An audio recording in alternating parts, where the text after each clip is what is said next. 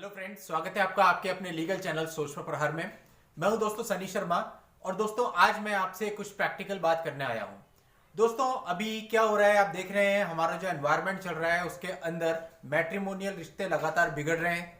बात छोटी सी होती है और कोर्ट में पहुंच जाती है और उसके बाद एक के बाद दूसरा और दूसरे के बाद तीसरा केस आ जाता है। क्योंकि समस्या यह है कि यदि आप लिटिगेशन में जाते हैं, यदि कोई भी आपकी तरफ से या आपके सामने वाली पार्टी की तरफ से केस दर्ज किया जाता है, तो जाहिर सी बात है आपको अपना बचाव भी करना पड़ेगा, उसका जवाब भी देना पड़ेगा और कई बार सामने वाली पार्टी पर प्रेशर बनाने के लिए काउंटर केस भी फाइल करने पड़ जाते हैं। कुल मिलाकर के लिटिगेशन शुरू होते ही वो बढ़ता जाता है, वो खत्म नहीं होता है। पर दोस्तों क्या कभी हमने ये सोचा है कि ये सब हो क्यों रहा है? अगर हम थोड़ा सा पहले जाएं, अपने माता पिता के जमाने में जाएं, तो हमारे मम्मी पापा वगैरह जिस समय रहते थे तो उस समय उनके बीच में झगड़े भी होते थे, सब कुछ होता था। लेकिन आप सोचिए कि आज से 20-25 साल पहले क्या मामले कचहरियों में पहुंचते थे, ये इतने सारे केसेज हुआ करते थे। उस समय तो कोर्ट में जाना और डाइवोर्स बहुत बड़ी बात हुआ करती थी। पति पत्नी बस एक दूसरे को धमकी देते थे कि डाइवोर्स दे देंगे, लेकिन कभी डाइवोर्स होता नहीं था। चाहे कितना ही बड़ा झगड़ा उनके बीच में हो जाए, मार पिटाई भी हो जाती थी। कभी पत्नी अपने पति पर हाथ उठा देती थी, कभी पति अपने पत्नी पर हाथ उठा देता था, लेकिन मामले कोर्ट में नहीं जाते थे, मामले घर में ही सुलझते थे। पर आज का हाल तो आप देख ही रहे हो। कई लोग मुझे बोलते हैं सर आप एंटी वुमेन वीडियो बनाते हो ज्यादा, तो आप वुमेन के फेवर में भी वीडियो बनाइए। तो दोस्तों मैंने वुमेन के फेवर में भी बहुत सारी वीडियोस बनाई है, उसकी पूरी प्लेलिस्ट चैनल पर अवेलेबल है, आप वहां जाकर के उनको देख सकते हैं। मैन के फेवर में ज्यादा वीडियो इसलिए बनाई जाती है क्योंकि जितने भी फोन कंसल्टेशन हमको रिसीव होते हैं उनमें से 90% ऐसे होते हैं जिनमें मैन के साथ गलत हुआ है। लेकिन ऐसा बिल्कुल नहीं है कि महिलाएं प्रताड़ित नहीं है, बहुत सारी महिलाएं भी ऐसी हैं जो कि दुखी हैं, परेशान हैं और लिटिगेशन उनके बीच में चल रहा है और वो किसी तरह से अपनी लाइफ को सुलझाना चाहती हैं। तो दोस्तों यहां पे मैं आपको इन सारी समस्याओं का बहुत ही सीधा सा समाधान बताने वाला हूं। तो दोस्तों जब हमें किसी बीमारी को खत्म करना होता है तो पहले हमें उस बीमारी को समझना पड़ता है, उसे डायग्नोस करना पड़ता है कि वो बीमारी है क्या, उसको पहचानना पड़ता है। जब हमें पता चल जाता है कि ये बीमारी है एग्जैक्टली, तो फिर उस बीमारी की दवाई ली जाती है या फिर ऑपरेशन करके उसको ठीक कर दिया जाता है। लेकिन जब तक आपको ये पता नहीं लगेगा कि एग्जैक्टली बीमारी है क्या, तो उसे ठीक कैसे किया जाएगा। तो दोस्तों आज का ये वीडियो इस बीमारी को ही समझने के लिए है कि वास्तव में बीमारी है क्या जिसकी वजह से इतनी सारी जो है प्रॉब्लम्स चल रही हैं। मामले कोर्ट्स में भरे पड़े हैं खचाखच और सालों से मुकदमे चल रहे हैं। अगर आप पेंडिंग केसेस देखोगे तो बस दिमाग घूम जाता है, वो फिगर होती है। दोस्तों सबसे पहला कारण जो मैं मानता हूं वो है ईगो। आज के समय ईगो प्रॉब्लम इतनी ज्यादा बढ़ चुकी है कि उसकी वजह से सारे रिश्ते टूट रहे हैं। आप देख लीजिए, शादी होती है और उसके बाद ही ईगो आ जाता है एकदम से वाइफ के और हस्बैंड के बीच में। और यदि दोनों जॉब करते हैं फिर तो पूछिए मत। अगर किसी की सैलरी दूसरे से ज्यादा है तो वो बस कंपेयर ही करते रहते हैं, प्यार तो होता ही नहीं है, प्यार तो कहीं गायब हो जाता है। और उसके कई सारे रीजन भी हैं, क्योंकि हम एक दूसरे को टाइम तो देते नहीं। पहले का समय होता था लोग एक दूसरे के साथ रहते थे, घूमते फिरते थे, हफ्ते में 2-3 बार बाहर घूमने जाते थे, बच्चों के साथ टाइम स्पेंड करते थे। अभी पहले तो टाइम ही नहीं है, काम इतना है, काम में इतने फंसे हुए हैं, उसके बाद जो टाइम बचता भी है थोड़ा बहुत वो सारा मोबाइल पे निकल जाता है। ईगो इतनी ज्यादा होती है कि बस, और दूसरा कोई किसी की सुनना नहीं चाहता। अगर थोड़ा सा किसी ने कुछ कह दिया तो बस एकदम से आफत आ जाती है और उस चीज का बवंडर बन जाता है। उस चीज को इतना बड़ा कर दिया जाता है, इतना एलिवेट कर दिया जाता है कि संभालना मुश्किल हो जाता है। दोस्तों देखिए, पति पत्नी का रिश्ता केवल तभी चल सकता है जब पत्नी कुछ कहे, पति ने सुना, उसको बुरा लगा, उसके बाद उसने बर्दाश्त किया उसको। और इसी तरह से पत्नी को भी पति की बातों को बर्दाश्त करना पड़ेगा, क्योंकि हम में से कोई भी परफेक्ट नहीं है। हर एक के अंदर कुछ कमियां हैं, हर एक के अंदर अपनी स्ट्रेंथ है। तो जब हम किसी दूसरे के साथ रिलेशनशिप में जाते हैं, मैरिज करते हैं, तो जाहिर सी बात है उसने अपने घर पे संस्कार लिए हैं, हमने अपने घर पे संस्कार लिए हैं। हमारे तौर तरीके अलग होंगे, उसके तौर तरीके अलग होंगे। तो जो डिफरेंसेज हैं उनको एक्सेप्ट करना सीखिए भाई। लेकिन हम क्या चाहते हैं कि सामने वाला बंदा हमारे हिसाब से चले। जो पति होता है वो चाहता है पत्नी मेरे हिसाब से चले, पत्नी चाहती है पति मेरे हिसाब से चले। भाई ये कैसे संभव है?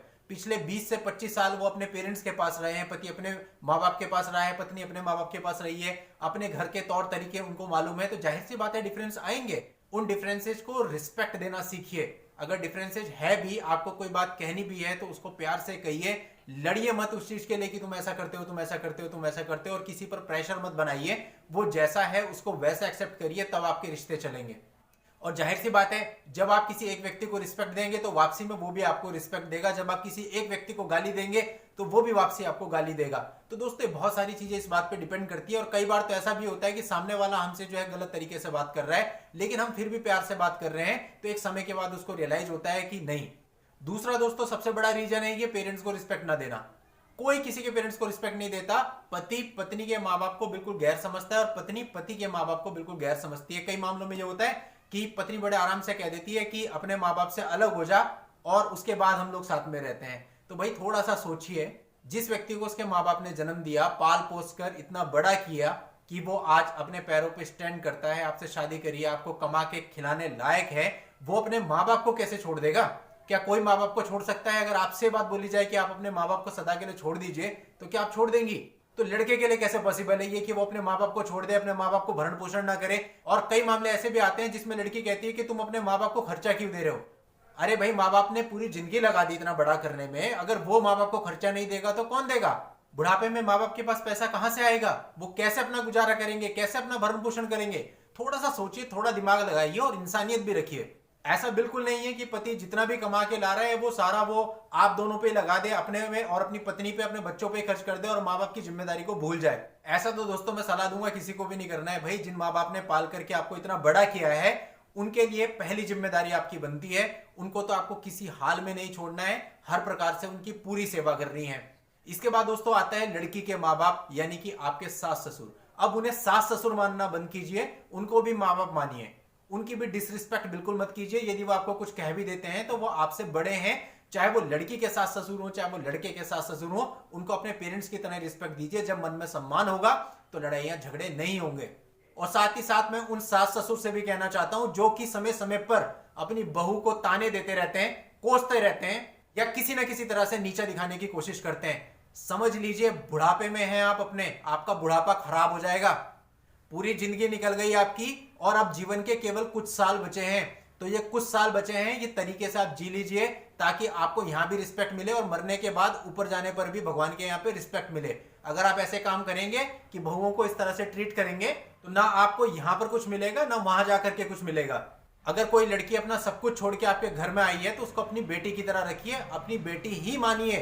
तो दोस्तों, अगर हम लोग अपने माता पिता के साथ ऐसा अच्छा व्यवहार करने लगे और जो माता पिता हैं वो थोड़ा सा इस बात को समझ लें कि हमें ऐसा नहीं करना है, एक जनरेशन गैप को वो लोग समझें कि उनकी सोच में और बहू बेटे की सोच में फर्क जरूर होगा, क्योंकि उनका टाइम अलग था, इनका टाइम अलग है। उनको लिबर्टी दें, उनको छोटी छोटी बातों पर ना टोकें, तो झगड़े बहुत हद तक खत्म हो जाएंगे, मामले बहुत हद तक खत्म हो जाएंगे।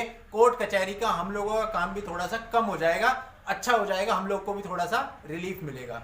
दोस्तों, लीगल इश्यूज पे तो हम रोज बात करते ही हैं, डेली नए जजमेंट्स लाते हैं, रोज नए कानून ले आते हैं आपके लिए कि भाई ऐसा है, लेडीज ये स्टेप ले सकती हैं और जो जेंट्स हैं वो ये स्टेप ले सकते हैं।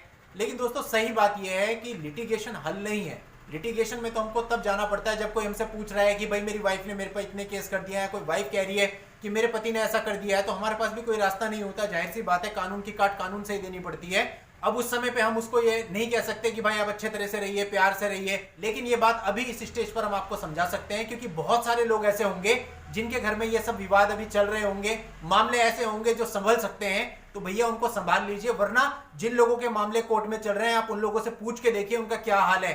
पूरी लाइफ खराब हो जाती है, आधी से ज्यादा जिंदगी आपकी कट जाती है, दोबारा शादी करने लायक आप नहीं रहते हैं। और जो पीरियड होता है ना जीने का, कौन सा पीरियड? यही वाला पीरियड जो कि 25 साल से लेकर के 40 साल के बीच का होता है, ये तो सब आप कचहरी में खो देते हो। लाइफ कब जियोगे भाई? इसके अलावा दोस्तों, मुझे एक कारण और समझ में आता है इस चीज का, वो है इलीगल रिलेशनशिप, यानी कि शादीशुदा होने के बावजूद आप फिर किसी और रिलेशनशिप में जा रहे हो। भाई, यहां पर दो बातें आती हैं। पहली बात, आप अपने पति या पत्नी से संतुष्ट हैं कि नहीं है। यदि आप पति या पत्नी से संतुष्ट हैं, उसके बाद भी फिर आप किसी और के साथ रिलेशनशिप में जा रहे हैं, तो आप बहुत बड़ी गलती कर रहे हैं और अपने पार्टनर को धोखा दे रहे हैं। थोड़ी इंसानियत रखिए यहां पर। इस तरह धोखाधड़ी से जिंदगी नहीं चलती, कल को आपके माथे पे कलंक ही लगना है। तो ये इतनी बड़ी चीज नहीं होती कि आप इलीगल रिलेशनशिप में चले जाएं। यदि आप अपने पति या पत्नी से संतुष्ट नहीं है तो उससे बैठ के बात कीजिए और उसको क्लियर बताइए कि मैं आपके साथ नहीं रहना चाहता हूं या नहीं रहना चाहती हूं, और उसके बाद लीगल तरीके से अलग होकर आपको जिस रिलेशनशिप में जाना है जाइए, लेकिन इस तरह से दूसरे की जिंदगी खराब करने का आपको कोई हक नहीं बनता है। अगर आपको किसी और के साथ रहना है या आपकी अंडरस्टैंडिंग नहीं बन रही, तो भाई उसका तरीका है ना, आप पहले डाइवोर्स लीजिए लीगल तरीके से। लेकिन ये क्या बात हुई कि आप डाइवोर्स भी नहीं ले रहे हैं, दूसरे की लाइफ खराब कर रहे हैं और खुद आप बाहर मौज कर रहे हैं। इस तरह से आप 3 जिंदगियां एक साथ बर्बाद कर रहे होते हैं। अगली बात दोस्तों जो समझ में आती है वो है पैसा। पैसा एक बहुत बड़ा कारण है, मनी। आजकल दोस्तों लोग पैसे के पीछे ऐसे भाग रहे हैं, बहुत बुरी तरह से भाग रहे हैं। मतलब जितना मिल जाए कम है। यदि किसी को 1 लाख मिलता है तो उसको 2 चाहिए, किसी को 2 मिलता है तो उसको 10 चाहिए, जिसको 10 मिलता है उसको 1 करोड़ चाहिए। कोई भी संतुष्ट नहीं है। और भैया जो पैसे की भाग दौड़ है, अपने रिश्ते कैसे बचाओगे? लड़की चाहती है कि भाई मैं ज्यादा से ज्यादा मांग लूं, लड़का चाहता है कि मैं कम से कम दूं। अगर आप में थोड़ी सी भी जिम्मेदारी होगी, यदि आप में पैसे के प्रति लालच नहीं होगा, तो फिर आपको कोई फर्क नहीं पड़ेगा, रिश्ते वैसे ही बच जाएंगे। क्योंकि जितना भी हो रहा है सब कुछ पैसे से हो रहा है। फॉल्स रेप केसेस जा रहे हैं, लास्ट में क्या होता है, इतने पैसे दे दीजिए सेटलमेंट हो जाएगा। मैरिज के इतने सारे केस हो रहे हैं, उनमें लास्ट में क्या होता है कि इतने पैसे दे दीजिए सेटलमेंट हो जाएगा। भाई सारा काम पैसे का चल रहा है, मतलब पैसा चाहिए सबको। इतना समझ लीजिए, पैसे से सब कुछ नहीं खरीदा जा सकता। पैसे से ना तो इज्जत खरीदी जा सकती है, ना अपना खोया हुआ समय खरीदा जा सकता है, ना अपने माथे पर लगाए हुए कलंक मिटाए जा सकते हैं। पैसे से केवल आप मौज मस्ती कर सकते हो बस, और वो भी उसका भी एक लिमिटेड टाइम है। जो पैसा है वो भी एक दिन खत्म हो जाएगा। तो इस चीज के पीछे भागना बंद कीजिए।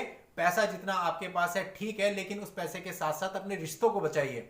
अगर आप रिश्तों को बचा रहे हैं, अपने रिश्तों में सही तरीके से कायम है, उसके बाद आप जितना कमाते हैं आपको मुबारक है। लेकिन यदि आप सब कुछ बिगाड़ के, सब कुछ उजाड़ के और अपने माथे पर कलंक लगा करके आप पैसा कमा रहे हैं और कोर्ट कचहरियों में आपका नाम चल रहा है, तो भाई लानत है ऐसे पैसे पे। ऐसा पैसा किसी काम का नहीं है। तो दोस्तों मेरी यही राय है कि जो 4-5 मैंने आपको कारण बताए, मैं एनालाइज करके इतने टाइम से सोच रहा था कि भाई इन सब के पीछे क्या कारण है, तो मुझे ये सारे कारण दिखाई पड़े जो मैंने आपके साथ आज शेयर करे। वीडियो में लीगल कुछ नहीं है। अगर आपको वीडियो अच्छा लगा हो तो वीडियो को लाइक और शेयर कर दीजिएगा, चैनल को सब्सक्राइब कर दीजिएगा। और अपनी किसी पर्सनल प्रॉब्लम के लिए बात करना चाहें तो वीडियो के नीचे डिस्क्रिप्शन में मेरा व्हाट्सएप नंबर दिया हुआ है। उस व्हाट्सएप नंबर पर व्हाट्सएप मैसेज करके अपनी अपॉइंटमेंट बुक करके आप मुझसे बात भी कर सकते हैं।